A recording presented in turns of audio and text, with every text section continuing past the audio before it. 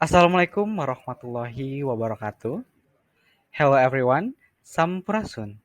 The Honorable Mr. Budi Septiawan, S.A.M.Ak MEM, and all students of class 19 AKJ, Faculty of Economic and Business, Pasunda University that I'm proud of. Before starting today's presentation, allow me to introduce the members of Team H. The first is Friska Dwi Novianti, Azzahra Ellba, Fina Fitria Noviyani, Nabila Nur Kamilia, Muhammad Ghifari Aththaariq, Dinan M Fauzan, and me, Ade Ally Rizky. We will present the result of our discussion about forecast of Steinhoff International. We have 6-point discussion for today's presentation. First, company profile will be presented by Nabila Nur Kamilia. Broadcast will be presented by Azzahra Ellba. Analysis on fraud triangle will be presented by Friska Dwi Novianti. Fraud impact will be presented by Muhammad Ghifari Aththaariq. Company action step will be presented by Fina Noviyani, and then future suggestion will be presented by Dinan M Fauzan. I will explain about the company profile of Steinhoff International Holding Limited. This company is founded by Bruno Ewald Steinhoff in 1964, and this company is a global holding company with investments in a diverse range of integrated retailers which manufactures, sources, and retails furniture and household goods in Europe, Africa, and the Pacific rim.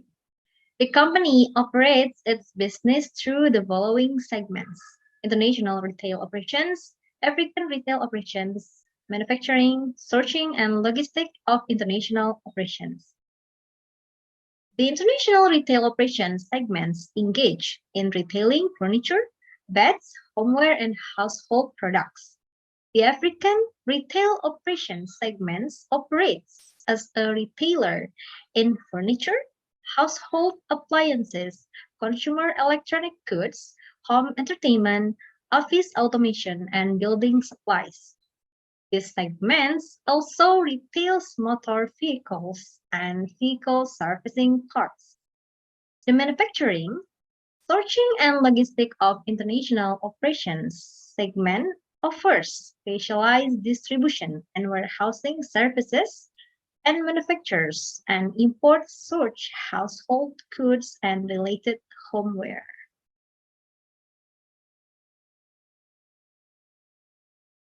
Okay, and in this slide, there are Steinhoff Group companies in the automotive, general merchandise, and household goods sector. Next slide will be presented by my friends. Okay, thank you for allowing me to continue this presentation.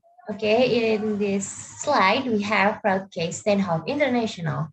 On December 6, 2017, disclosure of accounting irregularities and appointment of PricewaterhouseCoopers to investigate the financial statements, followed by CEO Marcus Jones resigning from Steinhoff that indicated something happened in the company. On March 19, 2019, PwC investigation found $7.4 billion overstating profits at Steinhoff over a period covering the 2009 and 2017 financial years.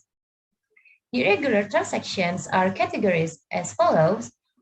The first one, profit and asset creation, $7.4 billion income from fictitious transaction. The second one is asset overstatement and reclassification to write off accounts receivable. The third one is asset and entity support, increase in rent or royalty for justify asset valuation. And the last is contribution reallocation of profits in one holding group. Okay, that's it. I present you my friend to the next slide. Thank you. Oh, hi. Thank you for joining me in this presentation. So now I want to present for overview us about analysis based on broad triangle from Steinhoff International Company. So the first one is pressure. A small group of Steinhoff Group former executives and other non-Steinhoff executives, led by a senior management executive, structured and employed various transactions over a number of years, which had the three results of sustainably influencing the profit and asset value of the Steinhoff Group over an extended period.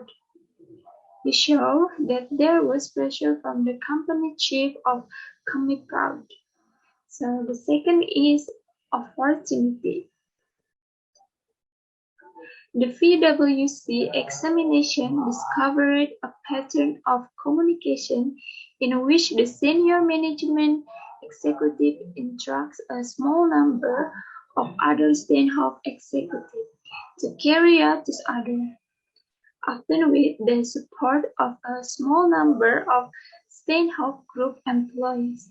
It shows the weakness of the internal control system, so the people not from the company employment can help this fraud.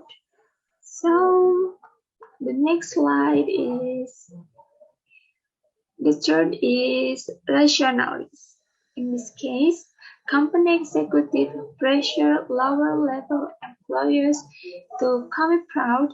Therefore, the employer justified by claiming it was an order from company executive. So that's enough for me. And the next discussion will be presented by my friend. Thank you. Okay, thank you. The next is what's the impact from the fraud cases to Steinhoff International Company.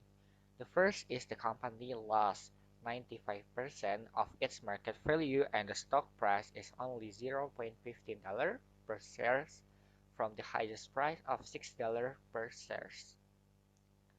The second is they also had to deal with the withdrawal of undrawn facilities, closure of bank account, and the termination of the cash pooling arrangement between the European Group subsidiaries.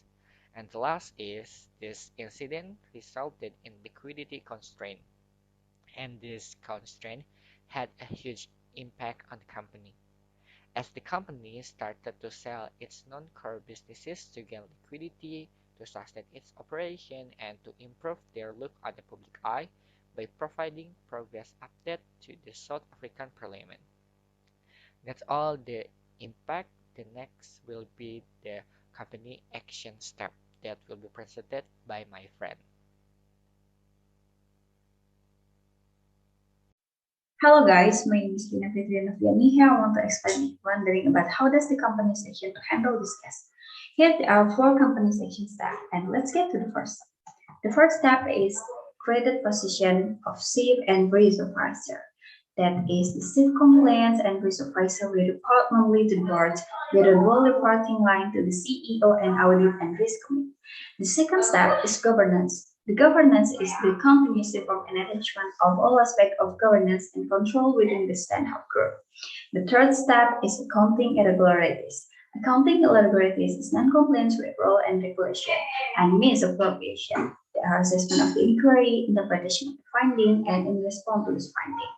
The last step is recovery.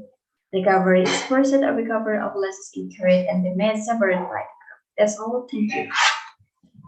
Okay, so to elaborate, what is the education for the companies? The first, enhance employee recruitment standards in terms of not only competence and expertise, but also morals and integrity, particularly in the selection of top-level management. The second, conduct a review or evaluation of the company's internal control system.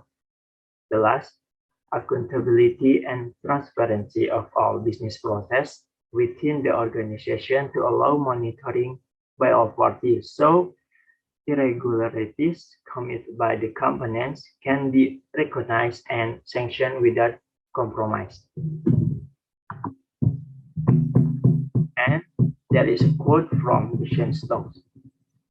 accepting fraud from our leaders means accepting fraud in our personal life.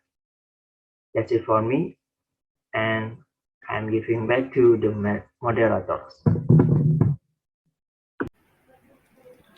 If you have any question, send it to us.